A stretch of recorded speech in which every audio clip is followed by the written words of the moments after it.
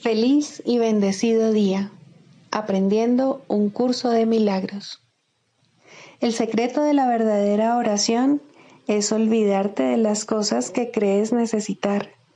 Pedir algo específico es igual que ver el pecado primero y luego perdonarlo.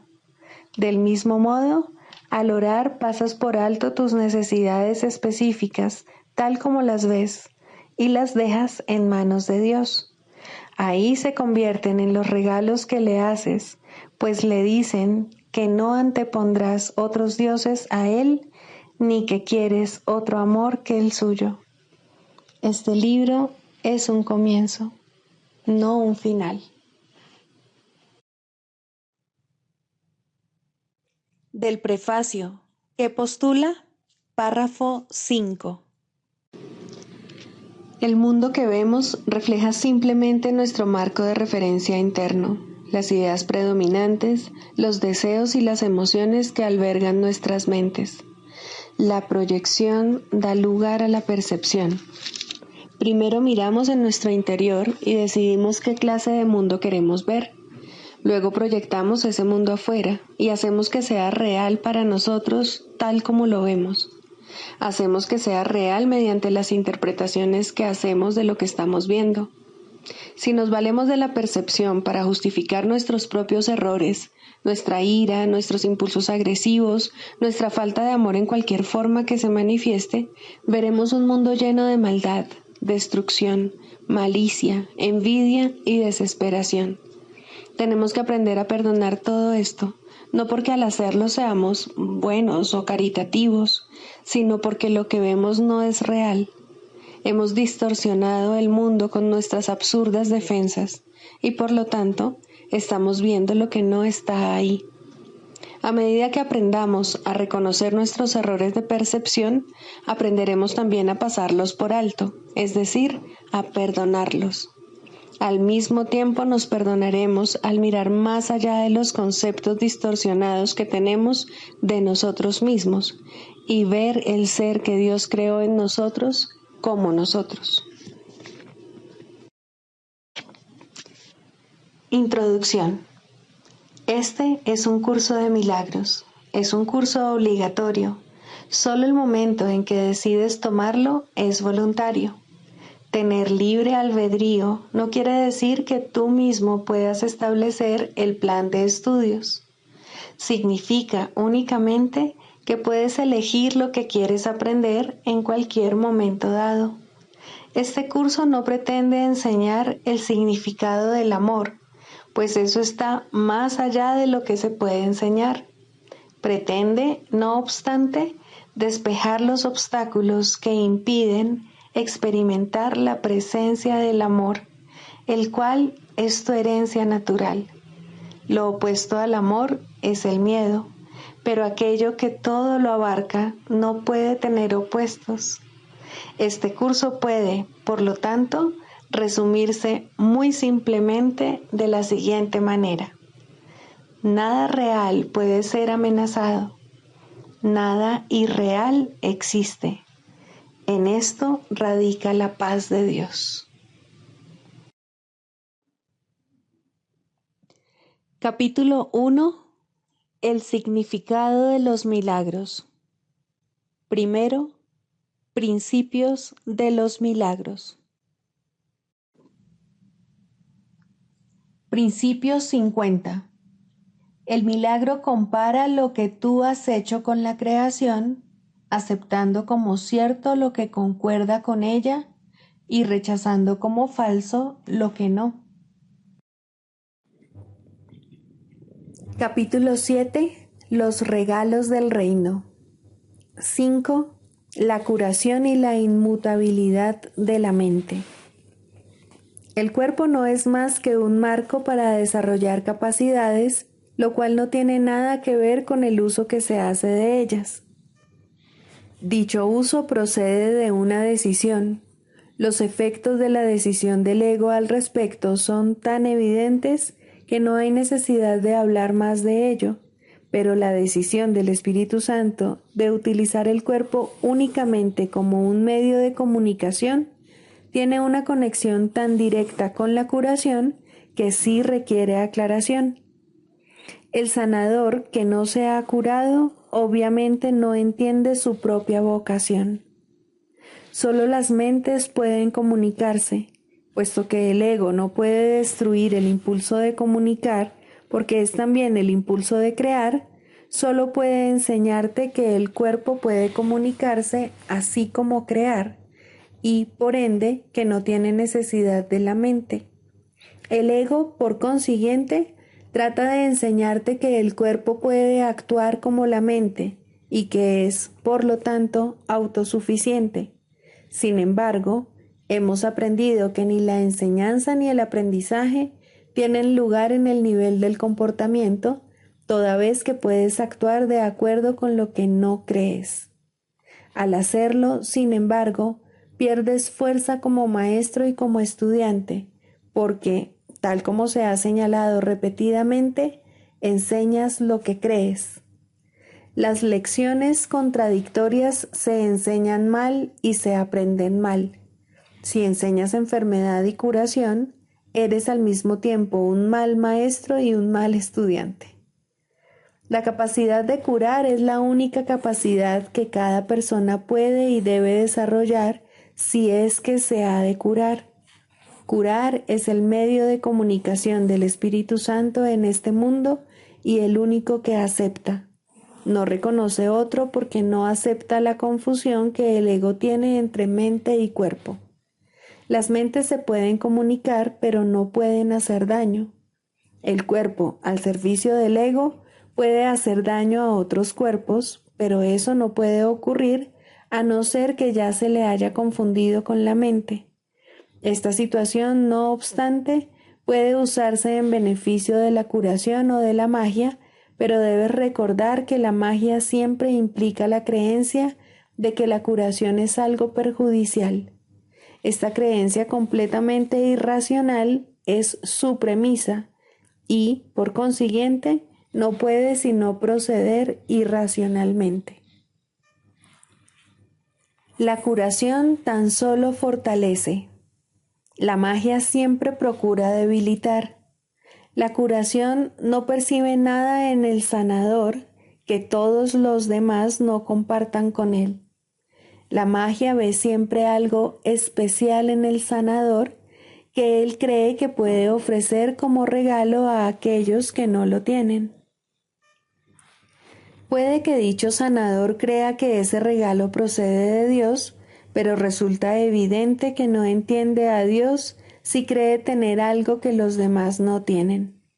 El Espíritu Santo no actúa al azar, y toda curación que procede de Él es siempre eficaz. A menos que el sanador cure siempre por mediación suya, los resultados variarán. Sin embargo, la curación en sí es consistente, puesto que solo la consistencia está libre de conflicto, y solo los que están libres de conflicto son íntegros. Cuando el sanador admite que hay excepciones y que unas veces puede curar y otras no, está obviamente aceptando la inconsistencia. Está, por lo tanto, en conflicto, y eso es lo que está enseñando. ¿Sería posible que lo que es de Dios no fuese para todos y para siempre? El amor es incapaz de hacer excepciones. Solo si hay miedo parece tener sentido la idea de las excepciones. Las excepciones son amedrantadoras porque las engendra el miedo. La expresión sanador temeroso es una contradicción intrínseca y es, por lo tanto, un concepto que solo para una mente en conflicto podría tener sentido. El miedo no produce alegría, la curación sí. El miedo siempre hace excepciones, la curación nunca las hace. El miedo produce disociación porque genera separación. La curación siempre produce armonía porque procede de la integración. Es predecible porque se puede contar con ella. Se puede contar con todo lo que es de Dios porque todo lo que es de Dios es completamente real. Se puede contar con la curación porque la inspira su voz y procede de acuerdo con sus leyes. Mas, si la curación es consistente, tu entendimiento acerca de ella no puede ser inconsistente. El entendimiento significa consistencia porque Dios significa consistencia. Puesto que ese es su significado, es también el tuyo.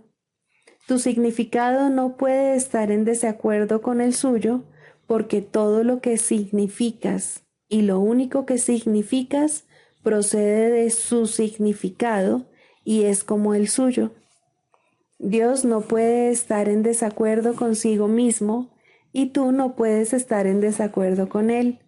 No puedes separar tu ser de tu Creador, quien te creó al compartir su ser contigo. El sanador que no ha sanado desea la gratitud de sus hermanos, pero él no les está agradecido. Ello se debe a que cree que les está dando algo y que no está recibiendo algo igualmente deseable a cambio. Lo que enseña se ve limitado por lo poco que está aprendiendo. Su lección de curación se ve limitada por su propia ingratitud, que es una lección de enfermedad. El verdadero aprendizaje es constante y tan vital en su poder de producir cambios que un hijo de Dios puede reconocer su propio poder en un instante y cambiar el mundo en el siguiente. Ello se debe a que al cambiar de mentalidad produce un cambio en el instrumento más poderoso que jamás se le haya dado para cambiar. Esto no contradice en modo alguno la inmutabilidad de la mente tal como Dios la creó, pero mientras sigas aprendiendo a través del ego, creerás que has efectuado un cambio en ella.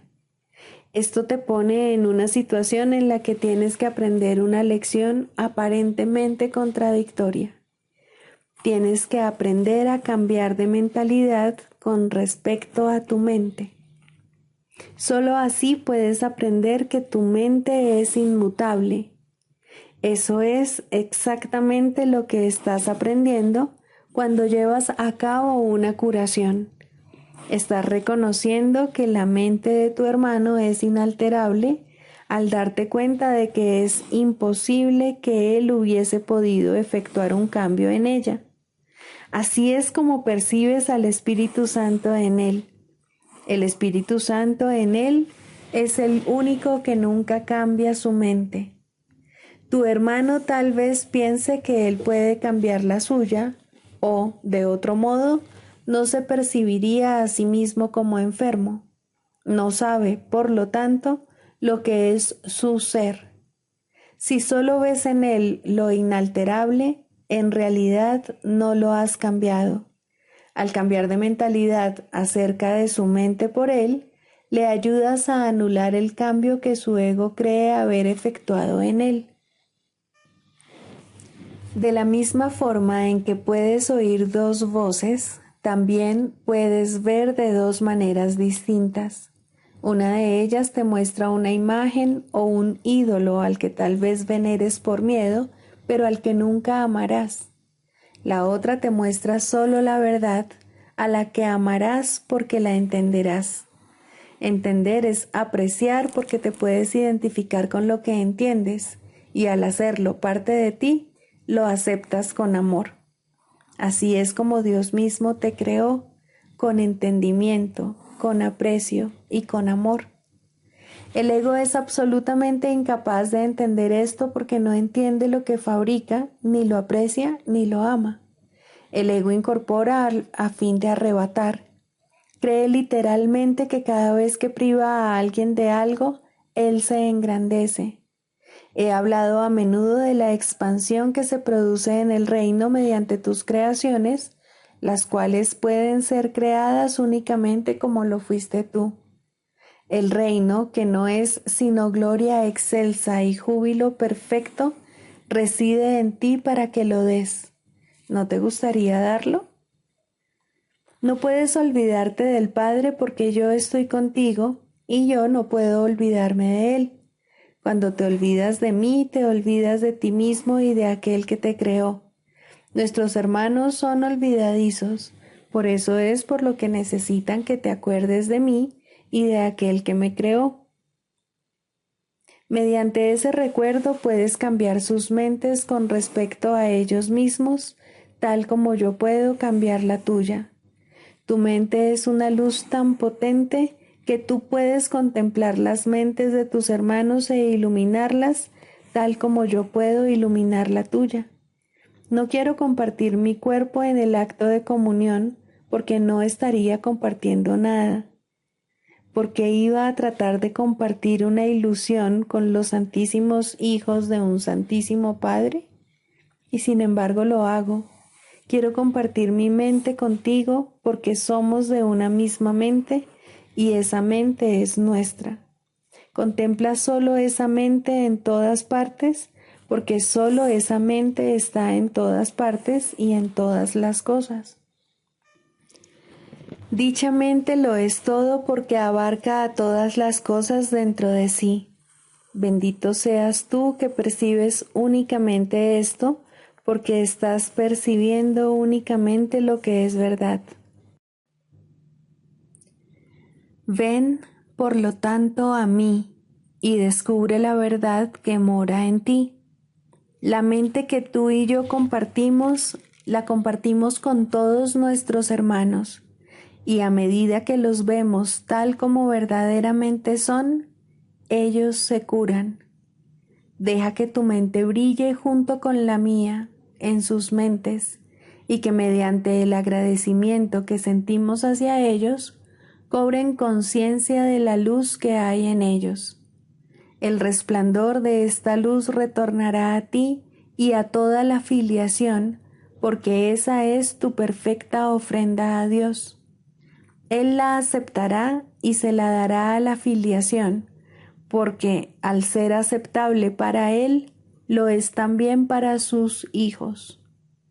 Esto es auténtica comunión con el Espíritu Santo, quien ve el altar de Dios en todos, y al llevarlo a tu conciencia para que lo aprecies, te exhorta a que ames a Dios y a su creación. Solo puedes apreciar a la filiación como una sola. Esto es parte de la ley que rige a la creación y, por lo tanto, gobierna todo pensamiento. Libro de ejercicios, lección 67. El amor me creó a semejanza de sí mismo. La idea de hoy es una afirmación exacta y cabal de lo que eres. Por eso es por lo que eres la luz del mundo. Por eso es por lo que Dios te designó como el Salvador del mundo. Por eso es por lo que el Hijo de Dios apela a ti para su salvación. Él se salva por razón de lo que tú eres. Hoy haremos todo lo posible por llegar a esta verdad acerca de ti y por darnos cuenta plenamente, aunque solo sea por un momento, de que es verdad. Durante la sesión de práctica más larga pensaremos en tu realidad y en su naturaleza completamente inalterada e inalterable. Comenzaremos repitiendo esta verdad acerca de ti y luego pasaremos unos minutos añadiendo algunos pensamientos afines, tales como: la santidad me creó santo. La bondad me creó bondadoso. La asistencia me creó servicial. La perfección me creó perfecto.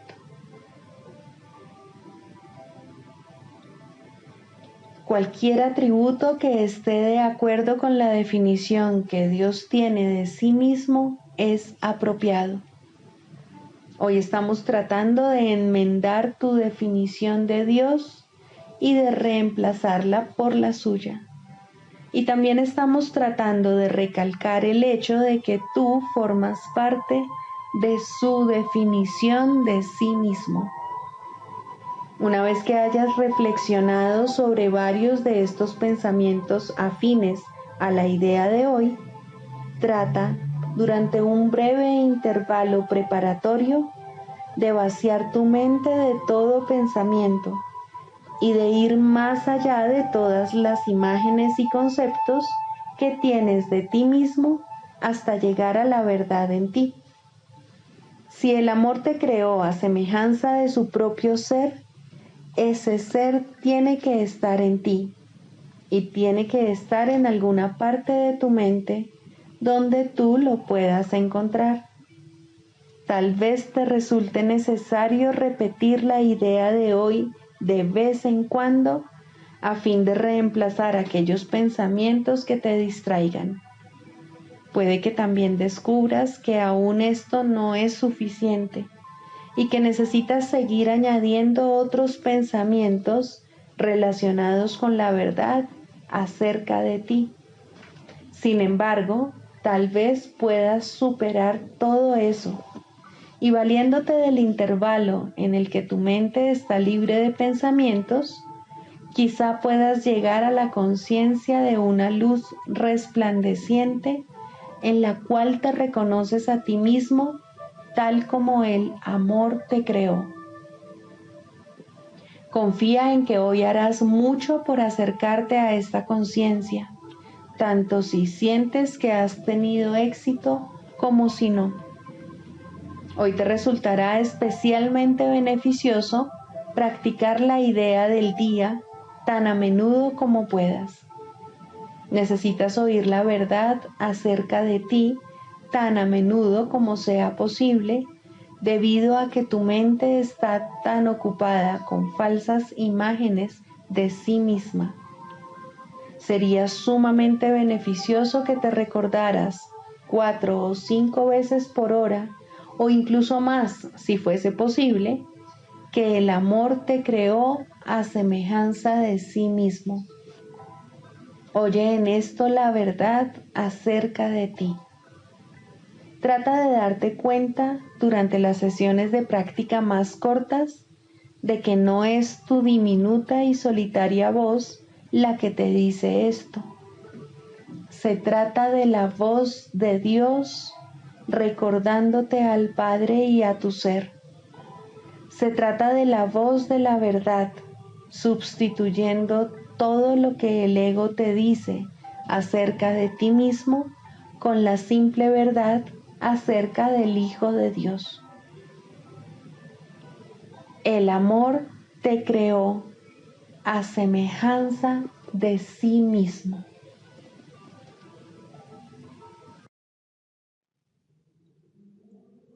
Del Manual para el Maestro, pregunta 4. ¿Cuáles son las características de los maestros de Dios? 8. Paciencia. Los que están seguros del resultado final pueden permitirse el lujo de esperar y esperar sin ansiedad. Para el Maestro de Dios, tener paciencia es algo natural. Todo lo que ve son resultados seguros que ocurrirán en un momento que tal vez aún le sea desconocido, pero que no pone en duda. El momento será tan apropiado como la respuesta. Y esto es verdad con respecto a todo lo que ocurre ahora u ocurra en el futuro. En el pasado no se produjeron tampoco errores, ni ocurrió nada que no sirviese para beneficiar al mundo, así como aquel a quien aparentemente le ocurrió. Tal vez esto no se entendió así en su momento. Con todo, el Maestro de Dios está dispuesto a reconsiderar todas sus decisiones pasadas, si éstas le están causando dolor a alguien. Tener paciencia es algo natural para aquellos que tienen confianza. seguros de la interpretación final de todas las cosas en el tiempo, ningún resultado, ya visto o por venir, puede causarles temor alguno.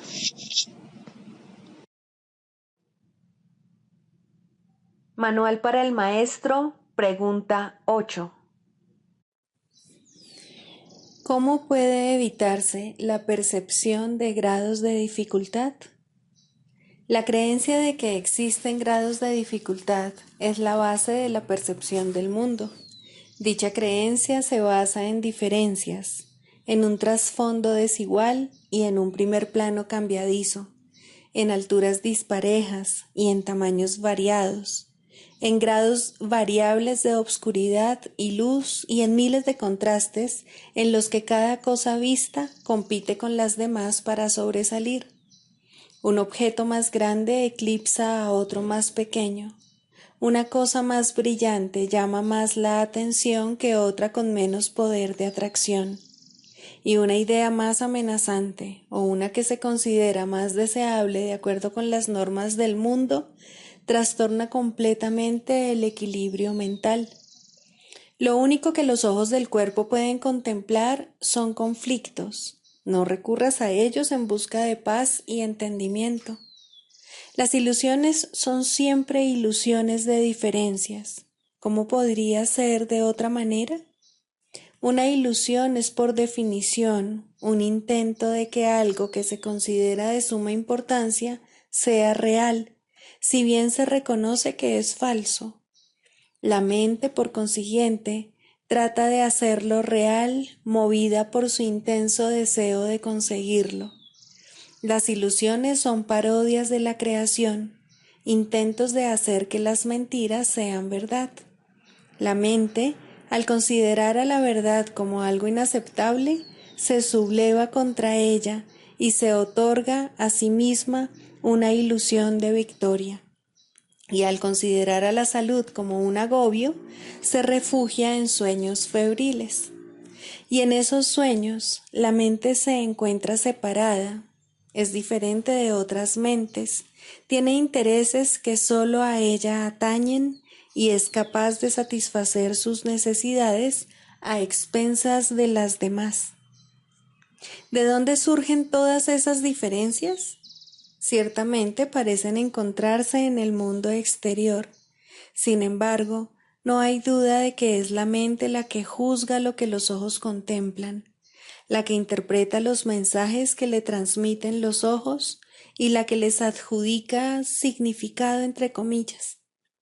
Este significado, no obstante, no existe en el mundo exterior. Lo que se considera la realidad es simplemente lo que la mente prefiere. La mente proyecta su propia jerarquía de valores al exterior y luego envía a los ojos del cuerpo a que la encuentren. Estos jamás podrían ver excepto a base de contrastes. Mas la percepción no se basa en los mensajes que los ojos traen. La mente es la única que evalúa sus mensajes y por lo tanto, solo ella es responsable de lo que vemos. Solo la mente decide si lo que vemos es real o ilusorio, deseable o indeseable, placentero o doloroso. En las actividades de selección y categorización que la mente lleva a cabo es donde se producen los errores de percepción, y ahí es donde debe efectuarse la corrección. La mente clasifica aquello de lo que los ojos del cuerpo le informan, de acuerdo con sus valores preconcebidos, y determina cuál es el lugar más apropiado para cada dato sensorial. ¿Qué base podría ser más defectuosa que esta? Sin darse cuenta de ello, ha pedido que se le proporcione lo que se ajusta a estas categorías. Y una vez que ha hecho esto, concluye que las categorías no pueden sino ser ciertas. Esta es la base de todos los juicios que establecen diferencias, porque los juicios que el mundo emite descansan sobre ella. ¿Cómo se iba a poder depender de este razonamiento confuso y absurdo? No puede haber grados de dificultad en la curación por el simple hecho de que toda enfermedad es una ilusión. ¿Sería acaso más difícil desvanecer la creencia que tiene un demente en una alucinación mayor que la que tiene en una más pequeña? ¿Podría reconocer más rápidamente la irrealidad de una voz estridente que la de una voz agradable? ¿Desecharía más fácilmente una orden para que mate que se le pide con un susurro que una que se le pide a gritos? ¿Y afectaría el número de tridentes que tienen los diablos que él ve la credibilidad de estos en su percepción? Su mente ha calificado todas esas ilusiones de reales y, por lo tanto, son reales para él. Cuando se dé cuenta de que no son más que ilusiones, desaparecerán. Y lo mismo ocurre con la curación. Las propiedades de las ilusiones que hacen que éstas parezcan diferentes entre sí son realmente irrelevantes, pues sus propiedades son tan ilusorias como ellas mismas. Los ojos del cuerpo continuarán viendo diferencias, pero la mente que se ha permitido a sí misma ser curada dejará de aceptarlas. Habrá quienes parezcan estar más enfermos que otros, y los ojos del cuerpo informarán, como antes, de los cambios que se produzcan en su aspecto. Mas la mente curada los clasificará a todos de la misma manera, como irreales. Este es el don de su maestro, el entendimiento de que, al clasificar los mensajes que la mente recibe de lo que parece ser el mundo externo, solo dos categorías son significativas, y de estas, solo una es real. De la misma manera en que la realidad es completamente real, independientemente de los conceptos de tamaño, forma, tiempo o lugar, pues no pueden existir diferencias en ella, así también las ilusiones carecen de distinciones. La única respuesta para cualquier clase de enfermedad es la curación. La única respuesta para cualquier clase de ilusión es la verdad. Manual para el maestro. Clarificación de términos. 6. El Espíritu Santo. Jesús es la manifestación del Espíritu Santo, a quien él invocó para que descendiese sobre la tierra después de su ascensión al cielo, es decir, después de haberse identificado completamente con el Cristo, el Hijo de Dios tal como él lo creó. Al ser el Espíritu Santo una creación del único Creador, y al crear junto con él y a su semejanza o espíritu, es eterno y nunca ha cambiado. Fue invocado para que descendiese sobre la tierra, en el sentido de que entonces se hizo posible aceptarle y escuchar su voz. Su voz es la voz de Dios y, por lo tanto, ha adquirido forma. Dicha forma no es su realidad, la cual solo Dios conoce junto con Cristo, su verdadero Hijo, quien es parte de él. Al Espíritu Santo se le describe a lo largo del curso como aquel que nos ofrece la respuesta a la separación y nos trae el plan de la expiación, al asignarnos el papel especial que nos corresponde desempeñar en dicho plan y mostrarnos exactamente en qué consiste. Él ha designado a Jesús como el líder para llevar a cabo su plan, ya que Jesús fue el primero en desempeñar perfectamente su papel. Se le ha dado pleno poder en el cielo y en la tierra, y lo compartirá contigo cuando tú hayas desempeñado el tuyo. El principio de la expiación le fue dado al Espíritu Santo mucho antes de que Jesús lo pusiese en marcha. Al Espíritu Santo se le describe como el último vínculo de comunicación que queda entre Dios y sus hijos separados. A fin de llevar a cabo esta función especial, Él ha asumido una doble función. Goza de conocimiento porque es parte de Dios, percibe porque fue enviado para salvar a la humanidad. Él es el gran principio corrector, el portador de la verdadera percepción, el poder intrínseco de la visión de Cristo. Él es la luz en la que se percibe el mundo perdonado, en el que solamente puede verse la faz de Cristo. Él nunca se olvida del Creador ni de su creación. Él nunca se olvida del Hijo de Dios. Él nunca se olvida de ti. Te brinda el amor de tu Padre en un eterno resplandor que nunca será extinguido, porque Dios mismo lo depositó ahí.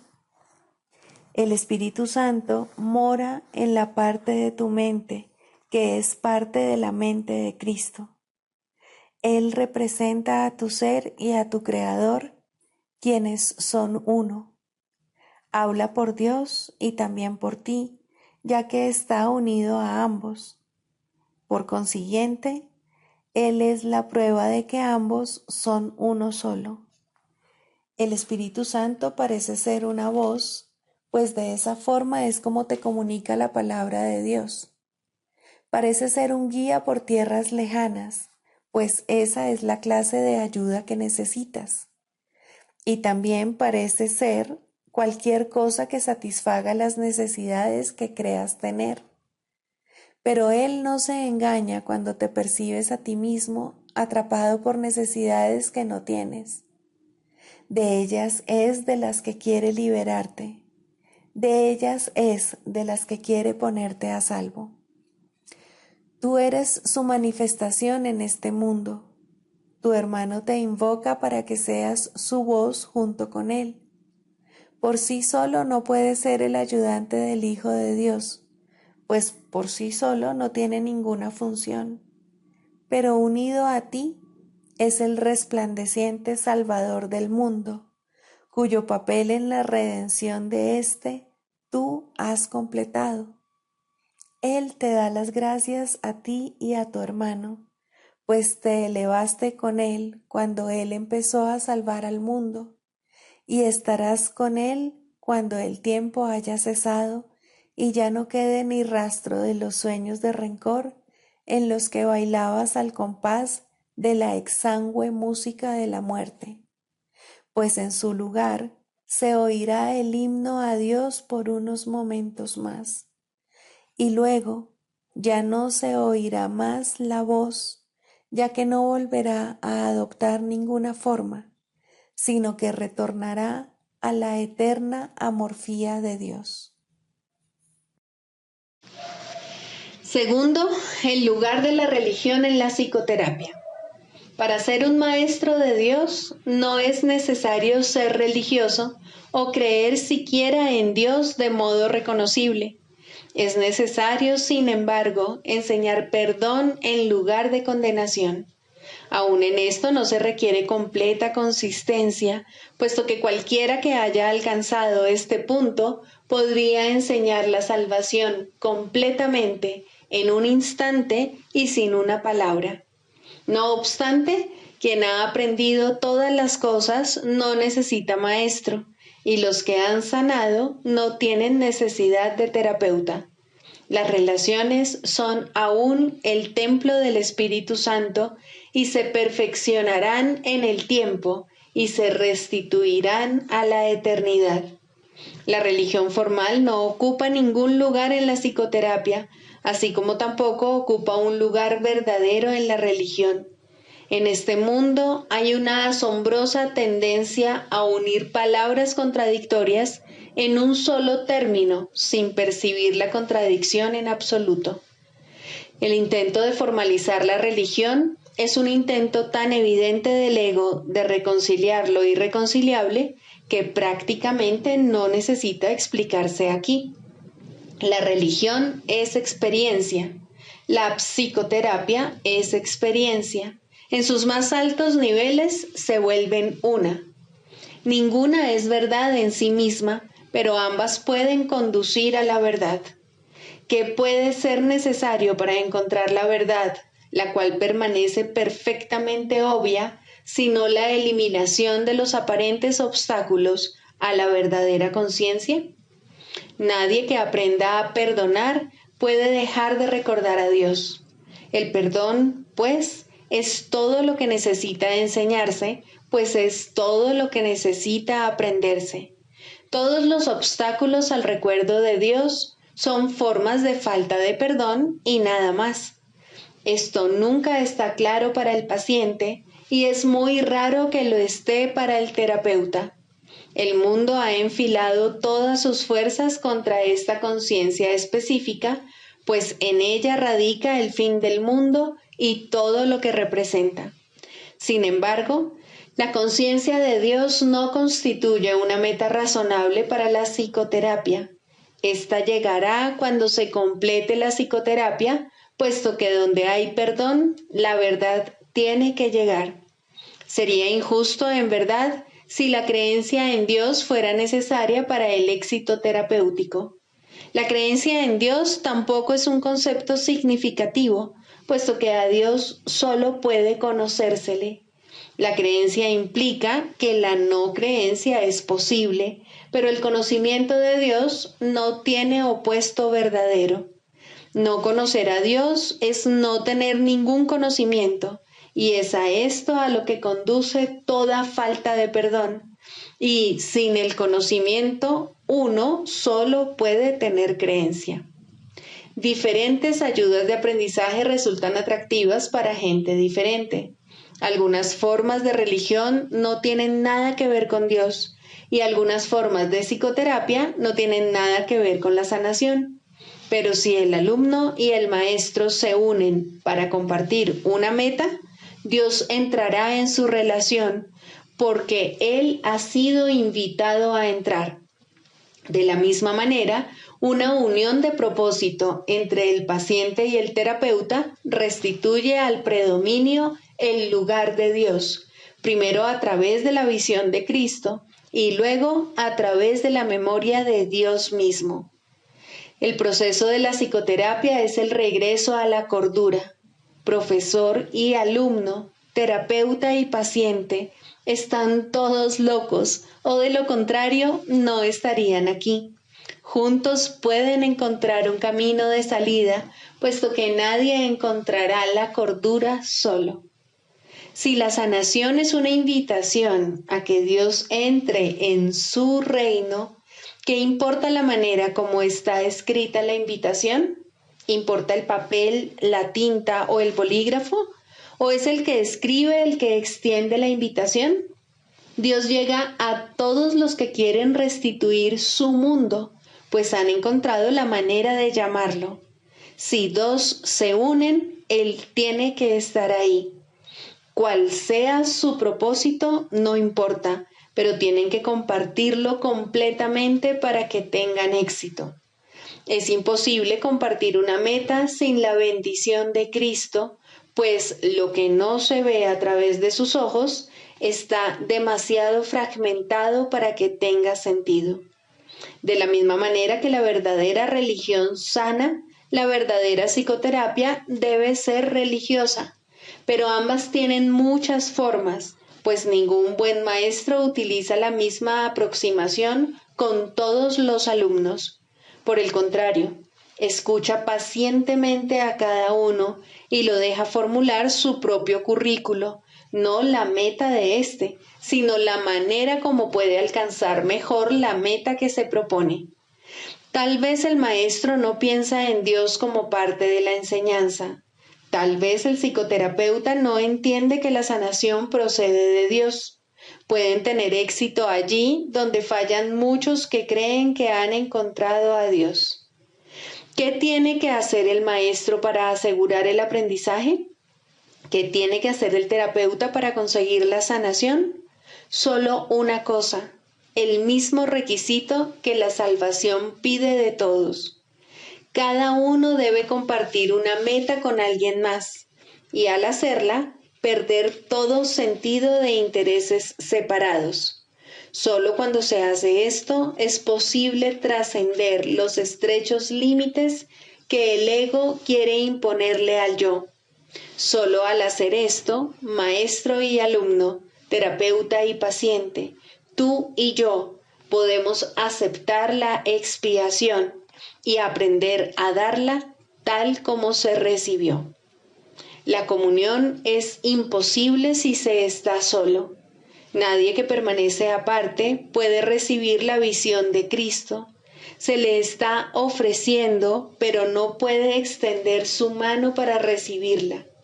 Que se aquiete y reconozca que la necesidad de su hermano es la suya propia, y que entonces satisfaga la necesidad de su hermano como suya y vea que éstas se satisfacen como si fueran una sola, porque lo son.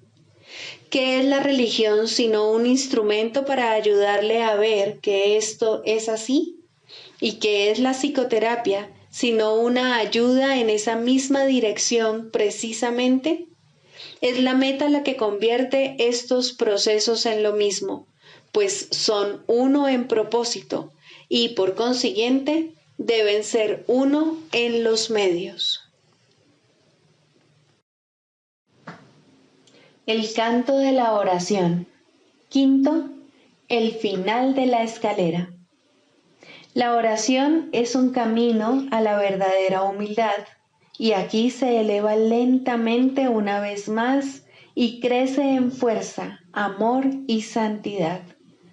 Deja que abandone el suelo desde donde comienza a elevarse hacia Dios, y la verdadera humildad vendrá por fin a agraciar la mente que pensó que se enfrentaba al mundo sola. La humildad trae paz, porque no afirma que tú debas regir el universo, ni juzgar las cosas en función de cómo tú quisieras que fuesen.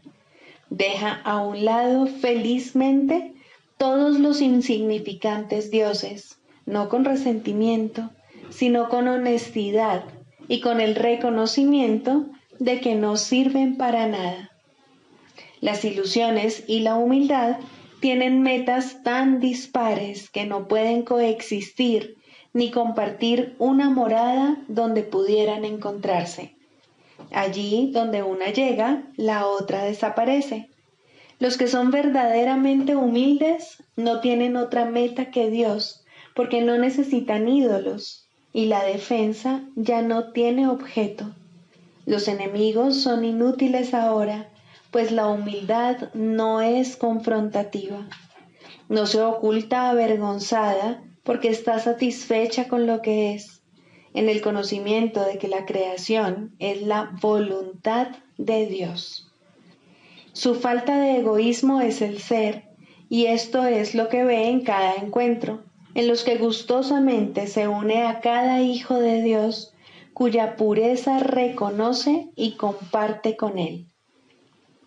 Ahora la oración se eleva por encima del mundo de las cosas, de los cuerpos y de los dioses de todo tipo, y por fin puedes descansar en santidad. La humildad ha venido a enseñarte cómo entender la gloria que es tuya por ser hijo de Dios, y a reconocer la arrogancia del pecado. Un sueño ocultaba la faz de Cristo de ti, mas ahora puedes contemplar su impecabilidad. La escalera ha llegado muy alto, ya casi estás en el cielo. Es muy poco lo que queda por aprender antes de que la jornada finalice. Ahora puedes decir a todo aquel que venga a unirse contigo en oración: no puedo ir sin ti, pues eres parte de mí. Y así es, en verdad. Ahora puedes orar solo por lo que realmente compartes con Él, pues has comprendido que nunca se marchó y que tú, que parecías estar solo, eres uno con Él. Este es el final de la escalera, pues ya no hay nada más que aprender. Ahora te encuentras ante el umbral del cielo con tu hermano a tu lado. Los jardines son amplios y serenos, pues ahí el lugar señalado para el momento en que debías venir ha estado esperando por ti desde hace mucho. Ahí finaliza el tiempo para siempre. En ese umbral, la eternidad misma se une a ti. La oración se ha convertido en lo que siempre estuvo destinada a ser, pues has reconocido al Cristo en ti. Sigamos a Jesús, haciendo del perdón algo tan natural como respirar y algo tan vital como el aire.